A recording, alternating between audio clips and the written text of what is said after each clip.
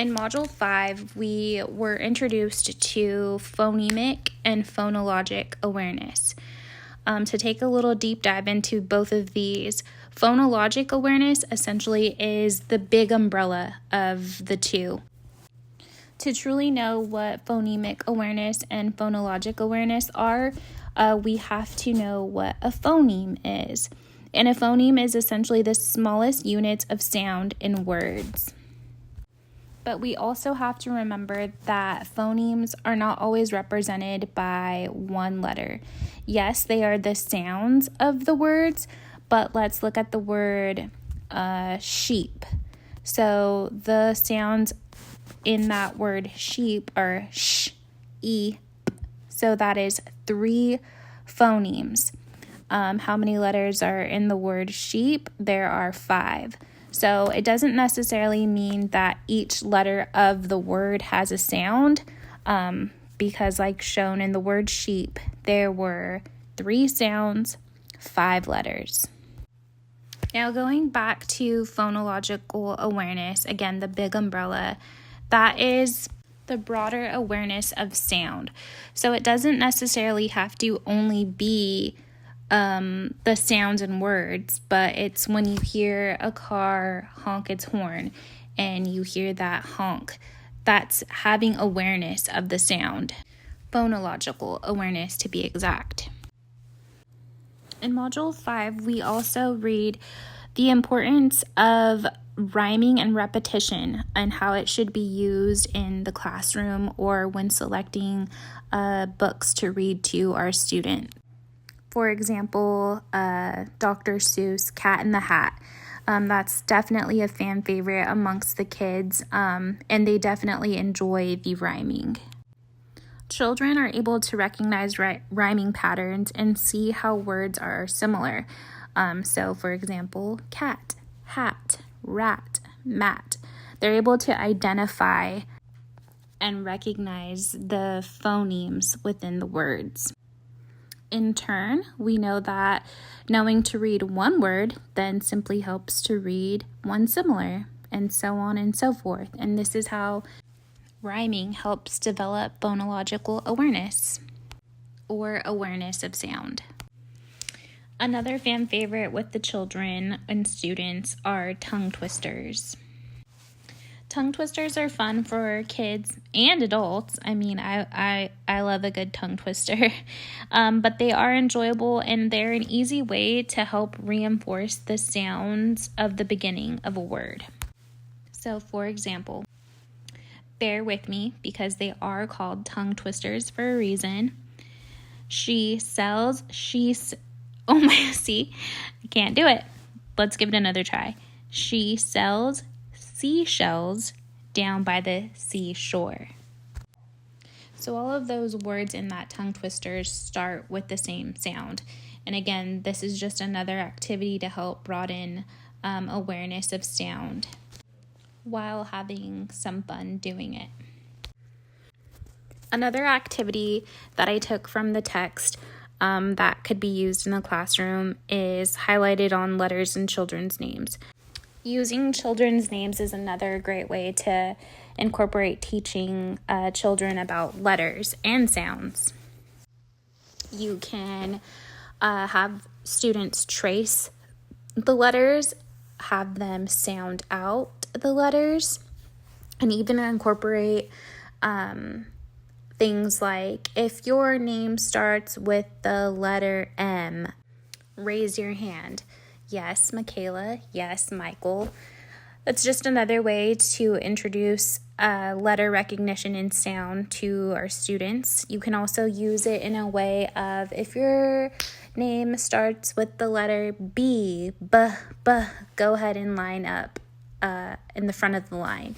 Just some easy, fun ways to incorporate letter recognition and letter sound into the classroom.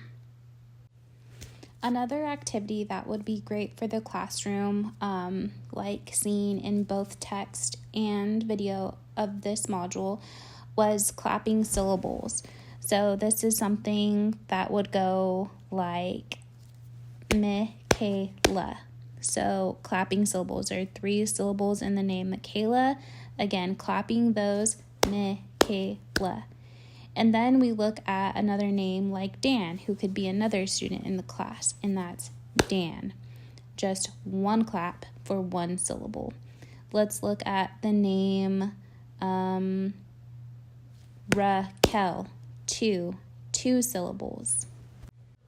It is sometimes easier to hear syllables rather than hear the words in our language. So by clapping syllables, it's easier to hear those sounds of our words, again, developing phonological awareness. I want to circle back to phonemic awareness, which again is the ability to recognize and manipulate individual sounds within the words. And with phonemic awareness, we're not working on syllables. We're working on the smallest units of sounds in words. For example, the word rat, spelled R-A-T. The phonemes in this word are r, a, t.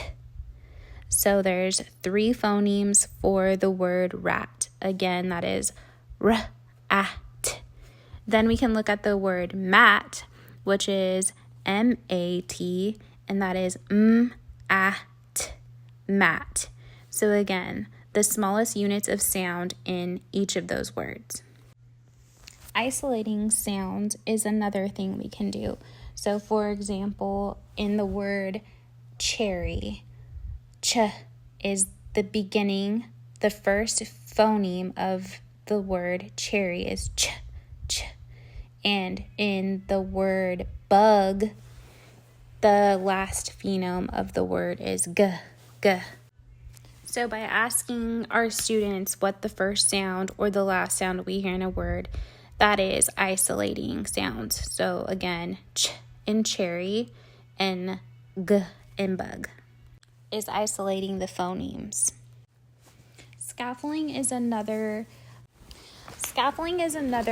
term we hear in both reading and videos in this module.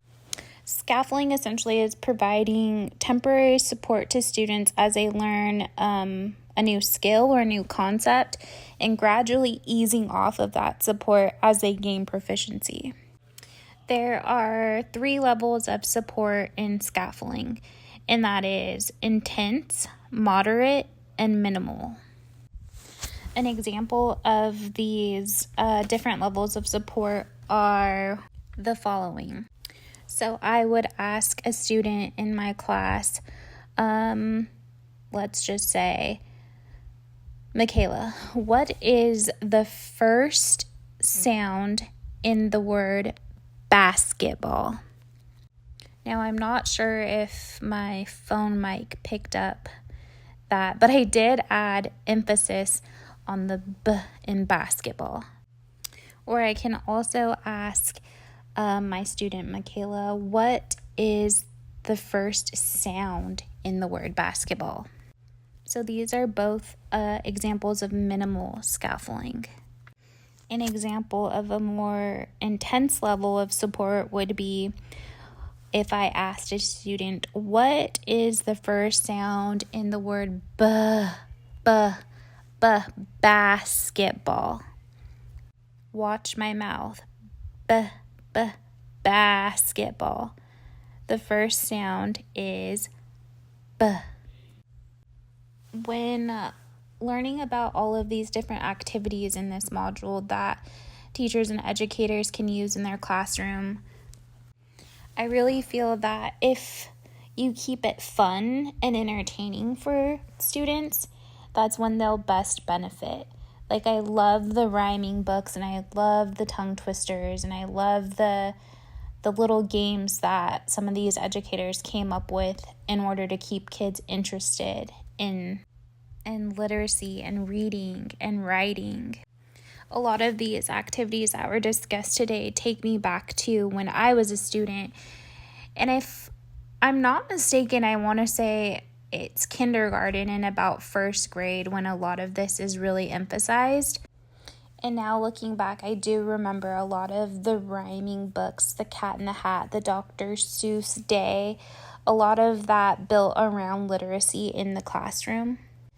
I also just wanted to mention that although I am no longer in the education world, nor have I been in, Lord, almost 12 years, I am now in the healthcare realm and pursuing my career in healthcare. But I do just want to mention that the institution I work for serves the most underserved population in my county. A lot of them are bilingual, can't read, or are first generation. So I do take a lot of what I've learned in this class so far and a lot of what I've learned in the modules to help me in my career now, whether it be creating marketing and health education material for these patients. I do want to just say that I try to pull everything I can from this course to incorporate into my career today.